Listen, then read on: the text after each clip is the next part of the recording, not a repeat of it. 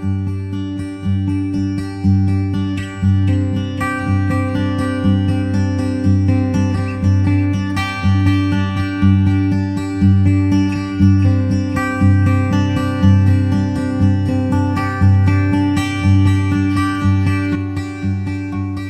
morning, and welcome to Morning Manna.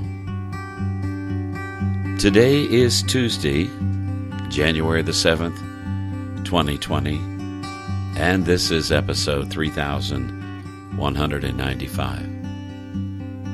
My name is Bruce Turner. Glad to have you with us for another Morning Manna. Today's episode is titled, So What? Stay tuned.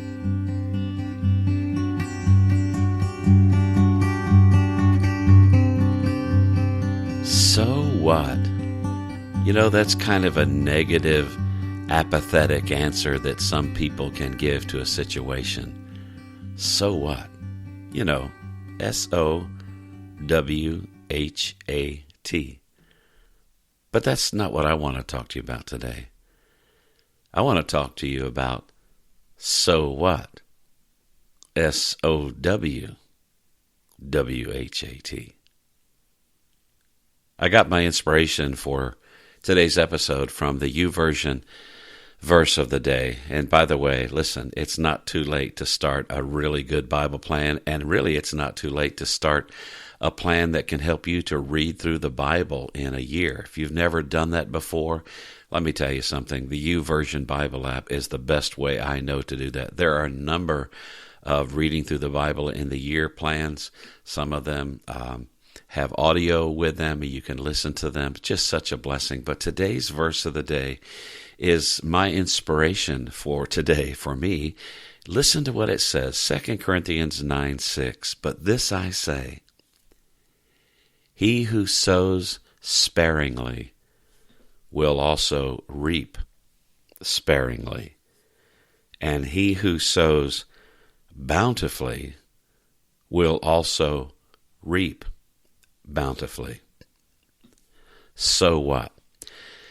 Now, when you think about this, I want you to think about two things. I want you to think about what you sow and how much you sow.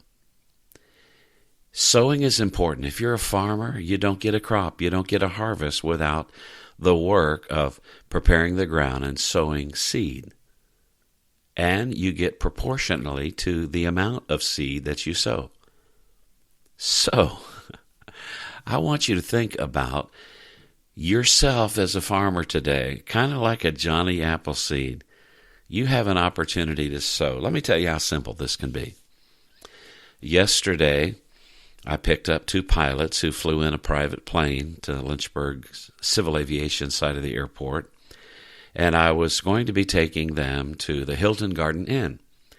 But they needed to get some supplies at Walmart first, because today's a weather day for them. We're going to get a little snow this morning, and so they flew to Lynchburg, and they're going to stay overnight here and wait for the weather to clear to fly out. And so I was waiting at the curb at the Walmart Supercenter, and I noticed by the vending machines a lady, an employee, and she was sweeping the sidewalk. She had a broom in one hand and one of those little dustbin things on a stick on the other, and she was sweeping up just dirt, paper, cigarette butts, those types of things. And I was watching her do that, and I just thought about how many times people who do those kinds of menial things, and I'm sure she has other things she does in her job, but it was her responsibility, at least for that day, to sweep up the walk. And I said to her, I rolled down the window, I said, "Ma'am, can I share something with you?" And she walked over as if to, thinking I had a question about Walmart or something like that.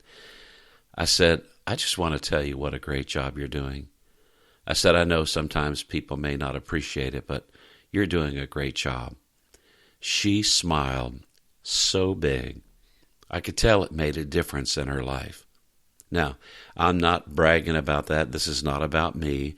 I'm just wanting to give you an example of how simple it is to sow into people's lives. It's powerful. Now, Paul had written 1 Corinthians to the church about some correction that they needed.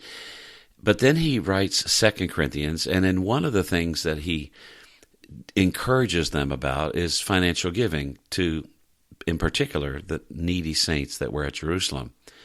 Persecution had increased, and many Christians found themselves in very difficult economic circumstances. But Paul was encouraging believers all across the area to send financial and material aid to these believers who were suffering in Jerusalem. It was an incredible ministry. Paul didn't want those brothers and sisters to fall short in any area of their ministry, and so he urged them, by the grace of God, to send a gift for the believers in Jerusalem. Paul knew the principle of sowing and reaping. He knew that generosity would create greater generosity, while things like meanness only creates greedy and a covetous spirit. So, I want to encourage you today to think about how, where, and to whom you can sow. So what? Be a blessing to somebody today. You can be a difference maker, trust me. Father, thank you. Thank you so much for the opportunities that you give us to speak into, to sow into other people's lives. That it may be a material gift, it may be a cash gift, it may be anything. But Lord, there's so many ways. I'm thinking about, I just said so many. There are so, S-O-W, many ways that we can be a blessing to others. Help us to do that today for your honor and your glory. In Jesus' name, amen. Our website is morningmanna.com. My email address, bruceturner@gmail.com. You can follow me on Facebook. Just do a search for Blue Ridge Bruce. That's me. Till tomorrow morning, this is Bruce reminding you to choose joy.